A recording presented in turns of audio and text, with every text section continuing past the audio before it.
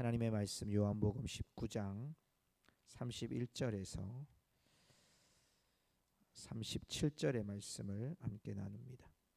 요한복음 19장 31절에서 37절의 말씀입니다.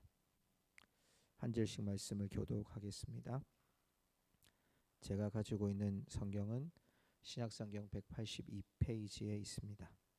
화면을 참조하시기를 바랍니다. 31절을 제가 읽습니다.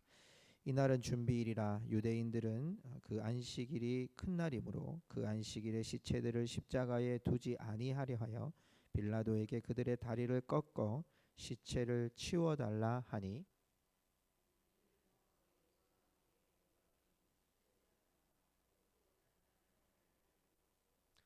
예수께 이르러서는 이미 죽으신 것을 보고 다리를 꺾지 아니하고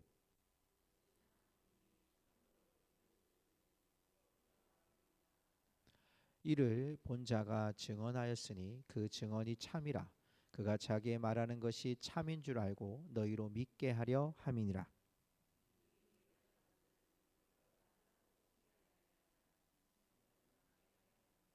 우리 37절 같이 읽겠습니다. 또 다른 성경에 그들이 그 찌른 자를 보리라 하였느니라. 아멘. 오늘 예수님은 제3시에 매어 달리셨고 십자가에, 그리고 제9시에 죽음을 맞이하셨습니다. 우리나라 시간으로 계산하면 오전 9시에 십자가에 달리시고 6시간 동안 십자가에 달리신 후에 오후 3시경에, 우리나라 시간으로 오후 3시경에 예수님께서 죽으심으로 우리에게 속죄의 은혜를 베풀어 주셨습니다. 오늘 저는 죽음으로 살리신 생명이라는 말씀으로 말씀을 나누려고 하는데, 오늘 31절부터 34절까지의 말씀에 보면 예수님의 죽음이 얼마나 확실한 사실인지를 성경의 저자인 요한은 우리에게 증거해 주고 있습니다. 그리고 35절부터 37절까지의 말씀을 통해서 이 예수님의 죽음으로 인한 그 예수님의 죽음이 얼마나 하나님께서 허락하셨던 약속인지를 우리에게 증명해 줍니다. 오늘 두 가지로 묵상하고 기도의 제목을 삼기를 원하는데요. 31절부터 34절까지의 말씀에 보면 오늘 특별히 31절과 32절에 이러한 일이 일어납니다. 이날은 준비일이라 그랬습니다. 여러분이 준비일이라고 하는 것은 안식일의 준비일이기 때문에 안식일 바로 전날을 의미합니다.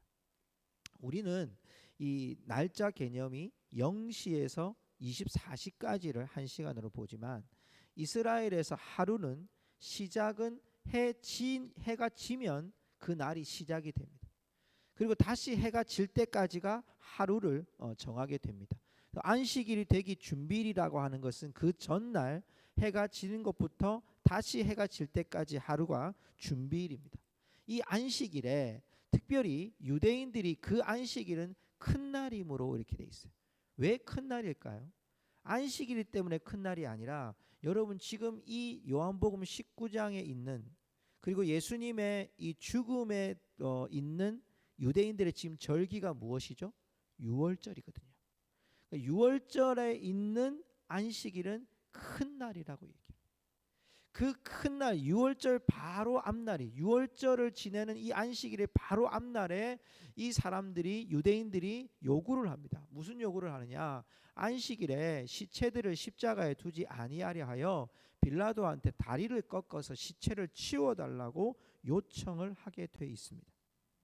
여러분, 다리를 꺾는 이 일에 대해서, 물론 안식일에 시체들을 십자가에 두지 않으려고 하는 것은 유대인들의 율법과 그들의 규례를 따라서, 유대 안식일인데 시신이 걸려 있으면 안 되니까 이 사람들의 죽음을 재촉하기 위해서 다리를 꺾게 되어 있습니다.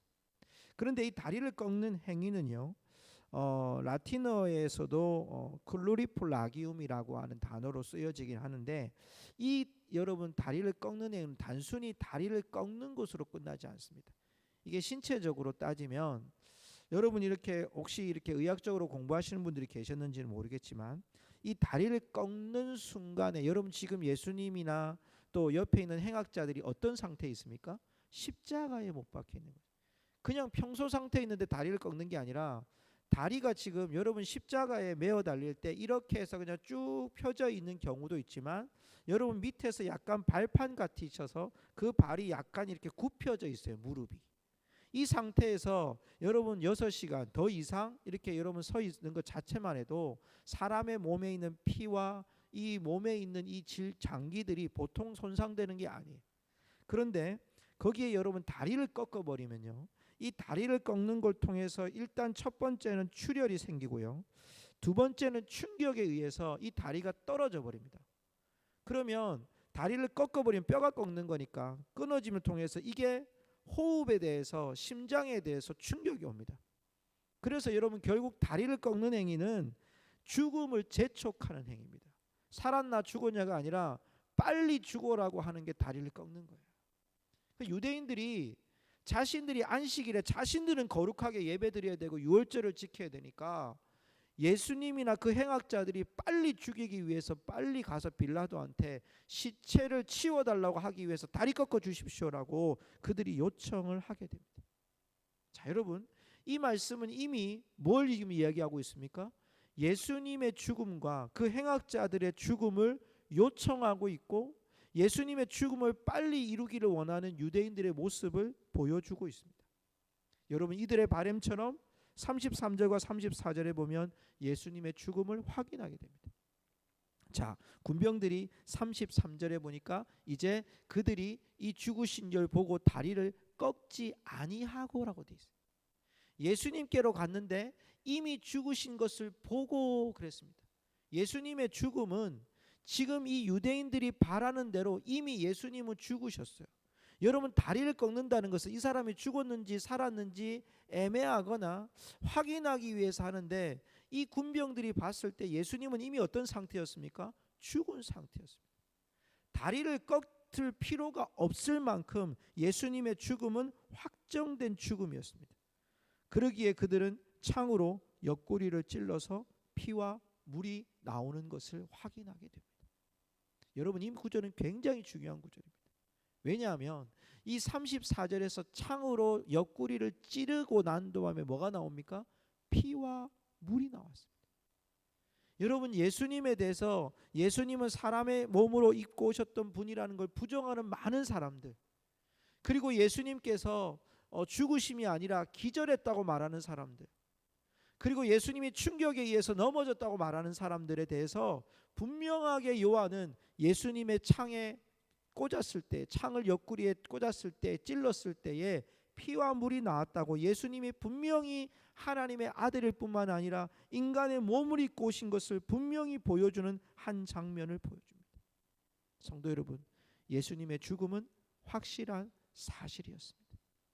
예수님의 죽음은 확실한 사실을 우리가 증거하는 것뿐만 아니라 이미 유대인들이 죽이기를 원했고 군병들이 확인한 사건이었고, 예수님은 이 땅에 육신의 몸을 입고 오셔서 피와 물을 다 쏟으시고 십자가의 죽으심으로 말미암아 우리에게 속죄의 은혜를, 대속의 은혜를, 화목 제물이 되셔서 하나님과 우리와의 관계를 회복시켜 주신 희생의 제물이 되신 줄로 믿습니다.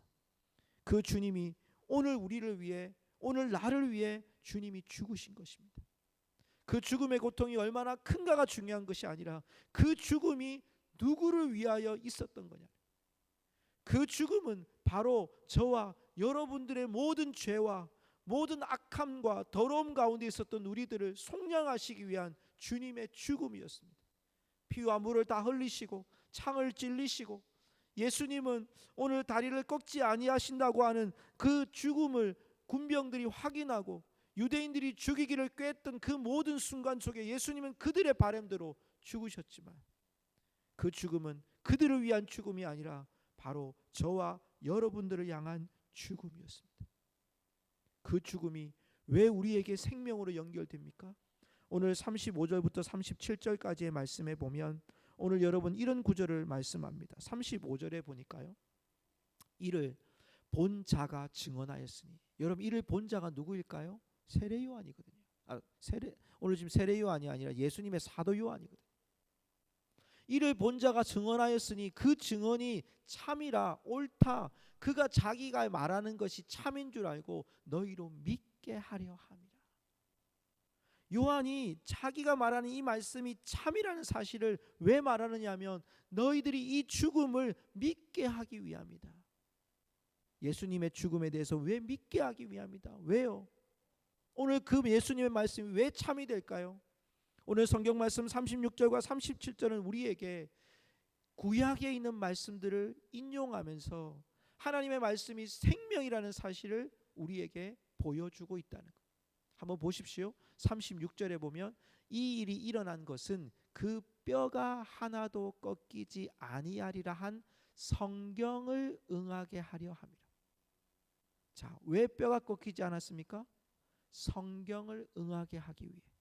구약의 말씀 뼈가 꺾이지 않겠다고 하는 이 말씀은요, 출애굽기 12장 46절에 보면 유월절 어린 양은 절대로 다리를 꺾지 않는다고 말씀하고 있어요.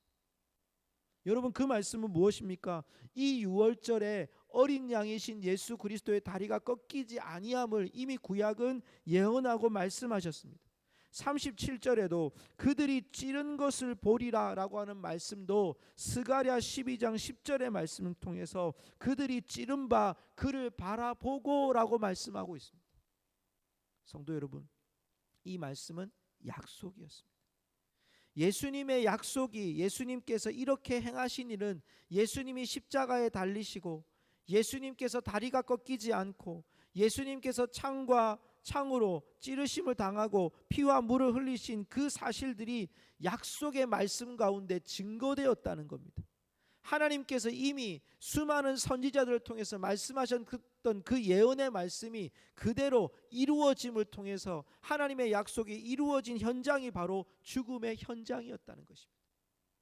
예수님의 죽음은 여러분 단순히 한 사람의 죽음이 아니고 그 죽음으로 인해서 온 인류를 구원하시고자 하셨던 하나님의 마음과 하나님의 약속이 이루어지는 생명의 역사가 이루어지는 사건이었습니다. 여러분, 이 사건으로 말미암아 우리는 나음을 입었습니다. 이 사건으로 말미암아 우리는 생명을 얻었습니다.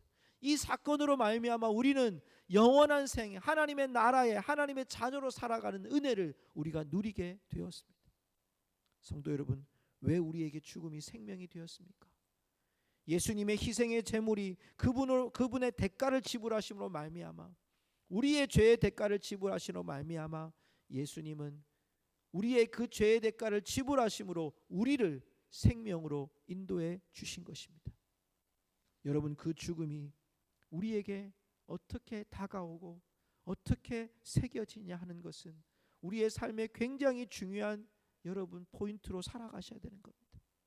예수님의 죽음과 나와 어떤 상관이 있느냐, 그 죽음이 내게 어떤 여러분 영향력을 미치느냐, 여러분 그것은 우리의 삶을 어떻게 변화시키느냐에 따라 달라집니다. 많은 장례식을 하면서 성도들의 가정들의 가운데 가족들, 때로는 부모님들, 또 자녀들에 대해서도 장례식을 한 적이 있었습니다.